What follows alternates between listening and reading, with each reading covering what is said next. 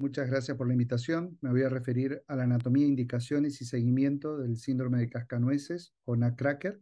Soy Oscar Ural Romero, estoy a cargo de la Unidad de Intervencionismo Venoso Endovascular de Fundación Favaloro y de Vascular Integral en Buenos Aires, Argentina.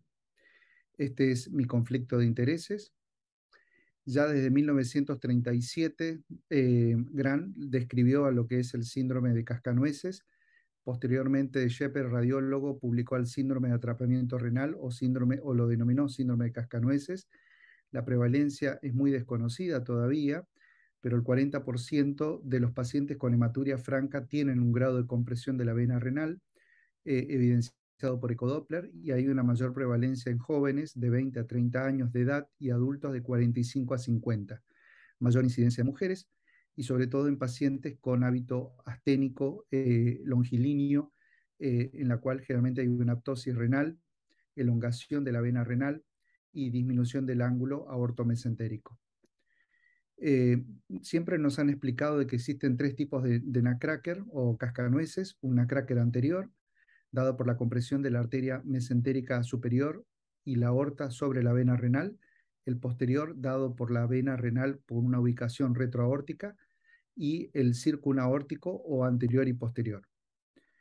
La reducción del ángulo aortomesentérico en menos de 35 grados, esto lleva a una hipertensión renal retrógrado, desarrollo de varices ciliares, esto lleva a la ruptura; la hipertensión venosa lleva a la ruptura de venas, la hematuria, la proteinuria, el dolor en el flanco y pelvis izquierda, y generalmente lleva a la dilatación de la vena gonadal o espermática y la presencia del síndrome de congestión pélvica con todas sus características.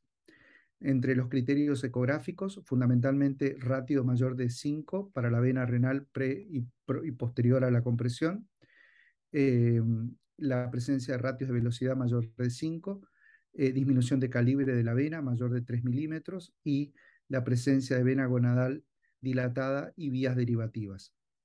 En la tomografía, acá juega un papel importante la tomografía, donde podemos ver perfectamente la compresión, esta vena retroaórtica y la circunaórtica. Podemos identificar el signo del pico, la disminución del ángulo aortomesentérico y muchas veces las vías derivativas, por ejemplo, una lumbar característica. La flebografía juega un papel importante. Acá debemos saber dónde posicionar el catéter. Este es el mismo paciente donde tiene el catéter posicionado en diferentes regiones en la vena renal y con diferentes imágenes.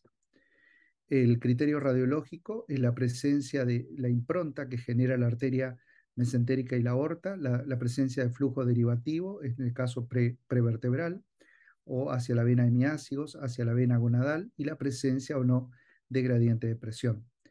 Con las técnicas de sustracción, este es el mismo paciente, van a ver cómo se puede definir con exactitud las vías derivativas. También hacemos estudios rotacionales donde podemos ver perfectamente esa compresión. El IBUS juega un papel importante a la hora de definir el sitio de compresión y muchas veces vemos compresiones en diferentes segmentos de la vena renal y en algunos casos no solamente dada por la arteria, sino también por ligamentos. Todos los pacientes con cuadro de hematuria, dolor pélvico, síndrome de congestión, se realizan las tres ecografías: abdominal, transvaginal y la de miembros inferiores. Ante corroborarse la compresión, hacemos la angiotomografía y la flebografía, y si el paciente tiene hematuria y dolor invalidante, realizamos el stenting, y si tiene solamente dolor pélvico, realizamos la embolización. El manejo al principio es conservador, de 6 meses a un año, donde se le pide al paciente que aumente de peso, pero cuando persisten los síntomas se plantea la terapéutica, que puede ser abierta, endovascular, laparoscópica o asistida por robot. Durante muchos años consistió fundamentalmente la terapéutica en reimplante de la vena renal o bypass gonadal cavo, pero actualmente optamos por la terapéutica endovascular con excelentes resultados con el implante del stent. En nuestro servicio he desarrollado un protocolo de evaluación hemodinámica de las vías derivativas del síndrome de nutcracker, donde identificamos 7 patrones. Esto es posible y ver una correlación exacta entre la clínica, la ecografía, la tomografía y la radiología. En el patrón tipo 1 es el patrón normal, donde la vena drena adecuadamente en la vena cava. En el tipo 2, la compresión hace que todo el flujo derive hacia la gonadal, por lo tanto la clínica va a ser el dolor pélvico y acá optamos por la embolización. 90% de los casos resuelven el cuadro, abriéndose nuevas vías derivativas, pasando a asintomáticos, en tanto que el 10% requiere posteriormente la colocación de un stent renal. El caso de una mujer de 36 años con un dolor pélvico severo, 18 meses de evolución, con dispareunia y la presencia de congestión venosa. Tanto la tomografía y la ecografía mostraba una disminución del ángulo, la dilatación de la vena gonadal. Esta es la vena renal izquierda, donde se ve perfectamente la compresión y la derivación, es un tipo 2. Ahí hicimos el estudio rotacional, donde también corroboramos la compresión no solamente de la vena renal, sino también en la vena ilíaca, un fenómeno de May-Tainer.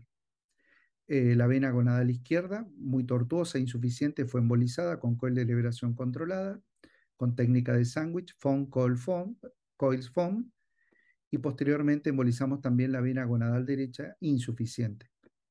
Eh, Vemos cómo cambió la vía derivativa post-embolización, ya se abre el circuito lumbar y hemiácidos. En el tipo 3, justamente acá tenemos una derivación ascendente, generalmente es el fenómeno de Nutcracker, donde es un hallazgo radiológico. La conducta es expectante, son pacientes asintomáticos. En el tipo 4, la derivación es descendente por las venas lumbares, puede ser pre o retroaórtico, generalmente el dolor lumbar es el predominante en este cuadro y se plantea el implante del stent. El tipo 5, la derivación es contralateral, generalmente prevertebral, dolor lumbar invalidante y generalmente terminan con hematuria y recomendamos el implante del stent. En el tipo 6, la derivación es combinado múltiple, ascendente, descendente, por gonadal y acá planteamos la embolización gonadal con el implante del stent en caso de hematuria o dolor invalidante. En la tipo 6 retroaórtica, el mismo concepto, implante y embolización en caso de ser necesario. La tipo 7, la derivación circunaórtica, y acá vemos cuál es la que está más comprometida con el implante del stent o la embolización. Este es el caso de una mujer de 42 años de edad con antecedentes de multípara, con un dolor lumbar intenso de 3 años de evolución, microhematuria intermitente, hemorroide, dispareunia poscoital, y fíjense todas las fugas pudendo-obturatriz que presenta.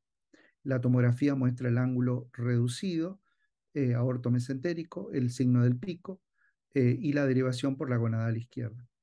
Esta es la vena renal que habíamos visto en la clasificación, donde entonces se corroboró la insuficiencia de la vena gonadal izquierda, la vena obturatriz insuficiente, correlacionando con la clínica, la vena obturatriz y la glútea izquierda, y procedimos a hacer la embolización de la glútea inferior izquierda con coil de liberación controlada, la embolización del tronco de la obturatriz izquierda, la embolización de la obturatriz derecha, que era la más clínicamente evidenciable, y la embolización de la gonadal izquierda con coils. Siempre realizamos la embolización de la gonadal izquierda con técnica de foam, coils, espuma. Y procedimos a la colocación de un stent dedicado a vena de 16 por 60 y fíjense con el resultado final. El cuadro previo y el cuadro final, con desaparición de la colateralidad. Es importante el seguimiento ecográfico, tomográfico y procedemos a tratar las fugas extrapélvicas con escleroterapia. Los pacientes quedan antiagregados por 30 días, anticoagulados por 3 meses. Como conclusión, podemos decir la importancia de la correlación clínica, ecográfica, radiológica y IBUS para la definición de qué tipo de síndrome o fenómeno de Nutcracker o de la vía derivativa. Optamos siempre por la resolución endovascular o stenting venoso, asociado o no a la embolización pélvica, con resultados muy satisfactorios a corto y a largo plazo, y la importancia de la formación de equipos de trabajo multidisciplinarios. Muchas gracias nuevamente.